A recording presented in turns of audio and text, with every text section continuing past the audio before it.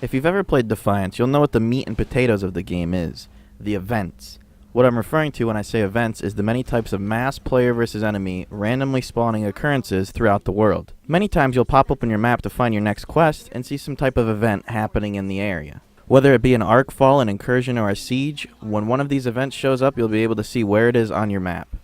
I'm going to strictly go over the events included in the beta. I don't want to get too ahead of myself with the content for the full release. Upon arrival at one of these events, you'll most likely be greeted with a bunch of other players.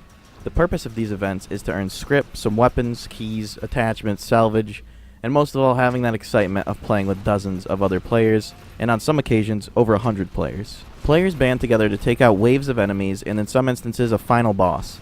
If you were a console player participating in one of these events back in the day, you knew about all the frame drops that these caused. Having all these players on screen at once wasn't very ideal for the 360 or the PS3, but with the arrival of Defiance 2050, these events are better than ever. Frame drops are still there, but not even near what they used to be. And with the hardware and current gen system, it allows for even more players on screen, which means even bigger events. If you have played Defiance before and enjoyed the massive events, Defiance 2050 will definitely be worth the download to try the events with the frame rate and visuals improved. Even if you've never played Defiance before, I highly recommend installing the game when it releases and trying out these massive player events.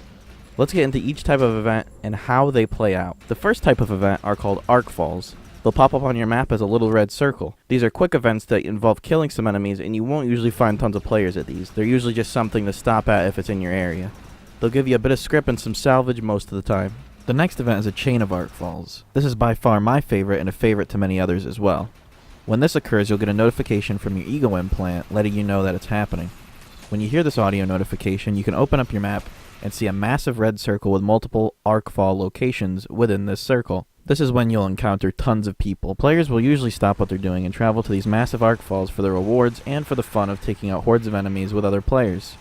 As you complete the arc falls within the red circle, it will come down to one final arc fall, which will be the boss. Depending on what the event is, you'll get different bosses. For this particular event that you can see, there is a Hellbug boss. Once you kill the boss with all the other players, you'll receive a handsome reward in script, salvage, keys, and possibly some guns or attachments. You'll also get a leaderboard showing who got the most points during that particular event. Siege events appear as a blue circle as shown here. These events involve defending points from enemies until a time limit has concluded. If you've successfully defended all the points and have killed all the enemies at the end of the time limit, you will receive rewards similar to that of an arc fall. These events are very straightforward and don't need much explaining. A lot of players do tend to join in on these events. You probably won't get as many as a massive arc fall, but do expect quite a few other players showing up to help.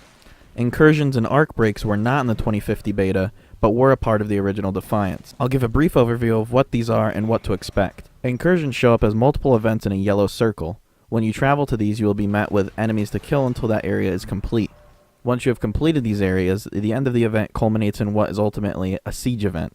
You must protect points from enemies until the timer runs down. The loot from this type of event is similar to that of arc falls and sieges, except you can receive 7th Legion points, which are a part of a DLC pack from Defiance. It has been confirmed that all previous Defiance DLC will be free with 2050, so I expect the 7th Legion rewards to still be a thing.